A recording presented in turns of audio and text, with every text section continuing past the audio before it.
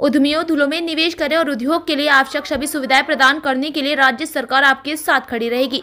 राजस्व मंत्री चंद्रशेखर बावनकुले ने धुले में आयोजित ग्रोइंग धुले उद्यमी शिखर सम्मेलन में उद्यमियों से अपील की है। बावनकुले ने यह भी बताया कि आने वाले दिनों में धुले में एक सूखा बंदरगाह बनाया जाएगा। उद्यमियों के लिए एक निवेश सम्मेलन ग्रोइंग धुले एंटरप्रेन्योर समिट धुले में आयोजित किया गया। इस सम्मेलन में धुले जिले सहित महाराष्ट्र के विभिन्न शहरों के उद्यमियों ने भाग लिया। महाराष्ट्र के उद्यमियों को धुले में निवेश करना चाहिए। धुले में उद्योग के लिए अनुकूल माहौल बनाया जाएगा। राज्य सरकार एकल खिड़की के माध्यम से रियायती बिजली, सड़क, पानी आदि सहित विभिन्न सुविधाएं उपलब्ध कराने के लिए जिम्मेदार होगी।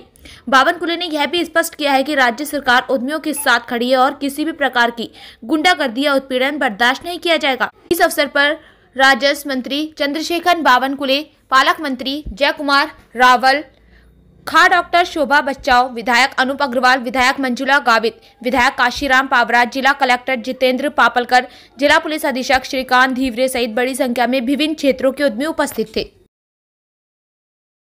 देवेंद्र फडणवीस सरकार आमचं सरकार हे या ठिकाणी खऱ्या अर्थाने निर्णय करेल। मी देवेंद्रजीला विनंती करेल की धुळ्याला ड्रायपोर्ट झालं तर संपूर्ण धुळ्याचं चित्र बदलल्याशिवाय राहणार नाही आणि त्यामुळं ज्या ज्या बाबी आपण केलेल्या योजनेकरता लागतील, महाराष्ट्र सरकार पूर्ण पाठबळ आमच्या उद्योजकाच्या मागे हमारे जितने भी इन्वेस्टर व्यापारियों ने यहाँ पर जिस प्रकार का इन्वेस्टमेंट आया है, मैं आपको आश्वस्त करता हूँ देवेंद्र फडणवीस जी की सरकार, हमारी सरकार पूरी ताकत के साथ आपको मजबूत करेगी और पूरी फैसिलिटी इस उद्योगों को देगी।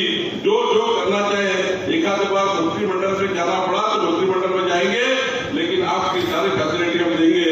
आप कृपा करके धुले जिले को आगे बढ़ाइए। धुले जिला या मुंबई, पुणे, नागपुर के बाद अगर कई इन्वेस्टमेंट के लिए सही जिला है तो धुले जिला है। ये महाराष्ट्र को दिख रहा है, आपको भी दिख रहा है, मुझे भी दिख रहा है। नहीं तो आप इंदौर से आते नहीं, आप गुजरात से आते नहीं। आप क्यों आए हैं कि आपको मालूम है कि अभी इसके बाद की प्रगति अगर करनी है तो नागपुर ने करनी है, संभाजीनगर ने करनी है, धुले ने करनी है, मुंबई ने करनी है, पुणे ने करनी है। अब सबसे ज्यादा पोटेंशियल धुले में है। आप सब लोग सवेरे से आए हुए हैं, मैं थोड़ा लेट हुआ इसलिए क्षमा। अनेक अश्वारूढ शिल्प ज्या हाताने स्वीकारले ते शिल्पकार पद्मभूषण रामभाऊ सुतारांचा जिल्हा आहे। खऱ्या अर्थाने या जिल्ह्याला फार मोठी उंची आहे, या जिल्ह्याला फार मोठी उंची आहे आणि त्यामुळं कधी हवे लागून आमच्या अभिप्राय नितीन गडकरी साहेबांच्या मागे लागून हायवे असतील, पिण्याच्या पाण्याचे प्रकल्प असतील, त्या ठिकाणी मोठे मोठे धरणं असतील, रेल्वे असतील, जेवढं काही केंद्र सरकारकडनं आज या धुळ्याला मिळालं आहे, मी सुभाषराव भामरेचे आभार मानतो की त्यांनी प्रचंड मेहनत त्या काळामध्ये त्या ठिकाणी लोकांकडे खासदारांनी मंत्री म्हणून केली आणि खऱ्या विकसित भारताचा संकल्प केला।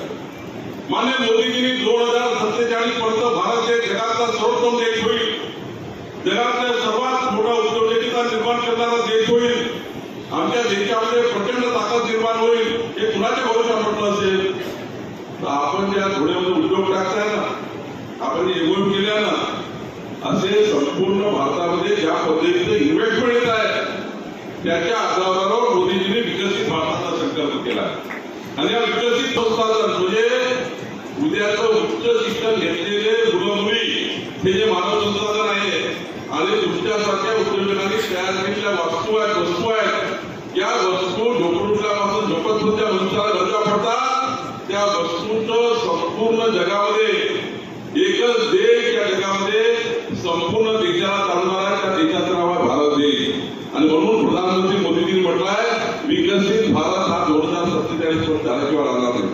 आज बघा